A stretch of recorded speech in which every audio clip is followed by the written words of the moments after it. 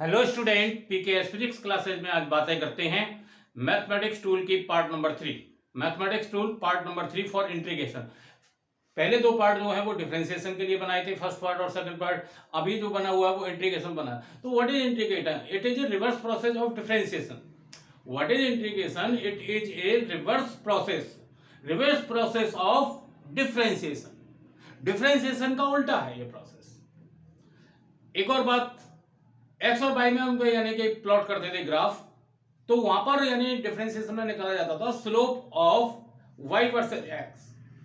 लेकिन इंटीग्रेशन में जो निकाला जाता है वो निकाला जाता है एक्स और वाई में अगर ग्राफ खींचेंगे, प्लॉट करेंगे, तो यहां पर निकाला जाता है एरिया निकाला जाता है area Y versus X. Area Y versus X.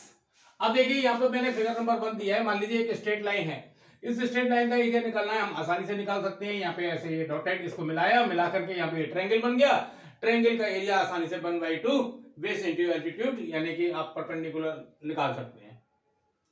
अब यानी मान लीजिए ऐसे करके एक लाइन दे रखा है, मान लो ये लाइन दे रखा है, ऐसे ये दिया है, ये लाइन दिया है, that line is parallel to the X axis, और इस पैरेलल लाइन का हमें यानी वो निकालना है एरिया। तो इसको क्या करेंगे, यहां से उठा करके इस पे डॉटेड डाल देंगे, इसको उठा करके यहां से मिला देंगे, तो यहाँ पे 2 ट्रायंगल बन जाएंगे, और 2 ट्रायंगल के एरिया आसानी से निकाल के प्लस कर देंगे। दैट इट मींस इसका एरिया निकलना है। तो यानी कि सामान्य रूप से जब स्ट्रेट लाइन होती है या जैसे यहाँ पर है, तो इस तरीके से एरिया निकालना आसान हो जाता है। प्रॉब्लम कब आता है? प्रॉब्लम जब आता है जब यानी कर्व दे रखा हो, वेरिएशन हो। अब यहाँ पर देखिए, ये देखिए, ये फिगर 3 में ये है, तो कर्व स्ट्रेट लाइन नहीं है, वेरिएशन हो रहा है, कहीं कम कहीं ज्यादा। तो ऐसे केस में क्या करते हैं, ऐसे केस में हम स्ट्रिप बनाते हैं। एरिया निकालने के लिए हम क्या करेंगे, स्ट्रिप करेंगे, और एक स्ट्रिप बहुत पतली सी पट्टी बनाएंगे, स्ट्रिप बनाएंगे, जिनका यानी कि जो थिकनेस होगा dx वो बहुत कम होगा, बहुत कम।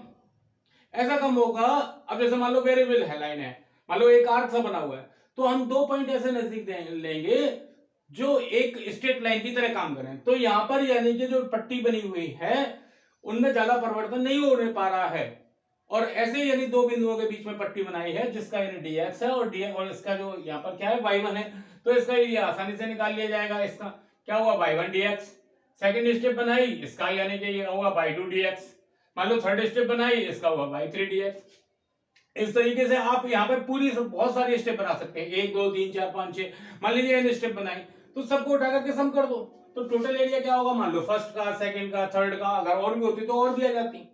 तो इन सब का क्या करना है, इन सबको प्लस करना है। प्लस का मतलब होता है समेशन। मैंने यहाँ समेशन लिख दिया। समेशन किसका था, y का। y यहाँ पे n लिखा हुआ है, n इसलिए लिखा 1 2 3 जो भी नंबर है, मान लो एक स्टेप है तो y1 हो जाएगा, दूसरे स्टेप के लिए निकालना है y2 हो जाएगा, तो yn dx हो गया। नंबर यहाँ पे कहां से है, यानी कि ये समेशन कहां पे, फ्रॉम 1 to n, यानी हम n तक का सम कर रहे हैं। अभी यहाँ पर क्या है कि ये यहाँ पर जब स्टेप बनाते हैं तो थोड़ा सा ये एरिया बकाया रह जाता है, हल्का सा, क्योंकि ऐसे होता है, मान लीजिए जैसे ये है, अब यहाँ पे आप करोगे तो ये बना, ये थोड़ा सा एरिया ये ऐसे रह गया, तो यानी कुछ एरिया मामूली सा छूट जाता है। उसकी वजह से उठा करके हम क्या कर देते हैं, इस समेशन की वजह से ये वाला साइन कर देते हैं, जो इंटीग्रेशन का साइन होता है। ये इंटीग्रेशन का साइन किसको, यानी कि यहाँ पे फॉलो कर रहा है कर्व को, व्हाट इज, ये कर्व को फॉलो कर रहा है। तो अब यहाँ पे क्या हुआ, y dx हो गया। ये इंडेफिनेट इंटीग्रल कहलाता है, क्योंकि यहाँ पर हम यहाँ पर कोई लिमिट नहीं दी है कि यहाँ फर्स्ट से लेकर के सेकंड स्टेप है, थर्ड से लेकर के यहाँ पे यानी लिखा नहीं है कि कहां से कहां तक यानी है। तो ऐसे इंटीग्रल को हम इंडेफिनेट इंटीग्रल कहते हैं। मान लो मैं यहाँ पे लिख देता हूँ फ्रॉम 1 to 3, यानी इसका मतलब फर्स्ट स्टेप से लेकर थर्ड स्टेप तक का हमें निकालना है टोटल एरिया। तो फर्स्ट स्टेप से थर्ड स्टेप का निकालना है, तो वो क्या हो गया, डेफिनेट इंटीग्रल हो गया। यानी कि हमने उसको डिफाइन कर दिया कि भाई पहले ही यानी स्टेप से लेकर के तीसरी स्टेप यानी थर्ड स्टेप तक का हमें एरिया निकालना है। तो इस तरीके से यानी एरिया निकाल लिया जाता है। ये इंटीग्रेशन एरिया निकालने के लिए ही किया जाता है। अब कुछ बेसिक फॉर्मूले हैं हमारे इंटीग्रेशन में, मैथमेटिक्स में। मान लो y इक्वल टू x की पावर n दे रखा है, तो यहाँ पे क्या है, y dx, तो y की जगह पे xn हो गया, xn dx किसके इक्वल होता है, यानी पावर में +1 कर दीजिए अपॉन पावर +1 कर दीजिए, ये इसका फॉर्मूला है। फॉर्मूले आपको एजेंटेड याद रखने पड़ेंगे क्योंकि लर्न करने पड़ते हैं, फॉर्मूले तो हर चीज में लर्न करने पड़ते हैं, हर क्लास में याद करना पड़ता है। a प्लस बी का square is equal to a square plus B square plus 2ab, मतलब छोटे से छोटी क्लास में फॉर्मूला याद करना पड़ता है। Area is equal to range into breadth, मतलब एरिया, मतलब आपको फॉर्मूले तो लर्न करने ही है। ये फॉर्मूले हैं जो कि मैथमेटिक्स में बहुत सारी एक्सरसाइज दे रखी है, बहुत सारा वो दे रखा है, इंटीग्रेशन एक बहुत बड़ा, यानी कि बहुत सारे क्वेश्चंस हैं, वो मैथमेटिक्स का पार्ट है। लेकिन हमें यहाँ पे उतना ही काम करना है जितना हमारे फिजिक्स के लिए जरूरी है। तो यानी हम बस उतना ही यानी कि पार्ट टच कर रहे हैं जो फिजिक्स में हमारा काम आ सकता है। तो यहाँ पे यानी ये मान लो एक फॉर्मूला 1/x का इंटीग्रेशन क्या होगा, log x होगा। यहाँ मॉड इसलिए लगा रखा है कि मान लो माइनस आए तो वो प्लस में ही, यानी कि यहाँ पे log की वैल्यू प्लस में ही देनी है, प्लस ही हो गया।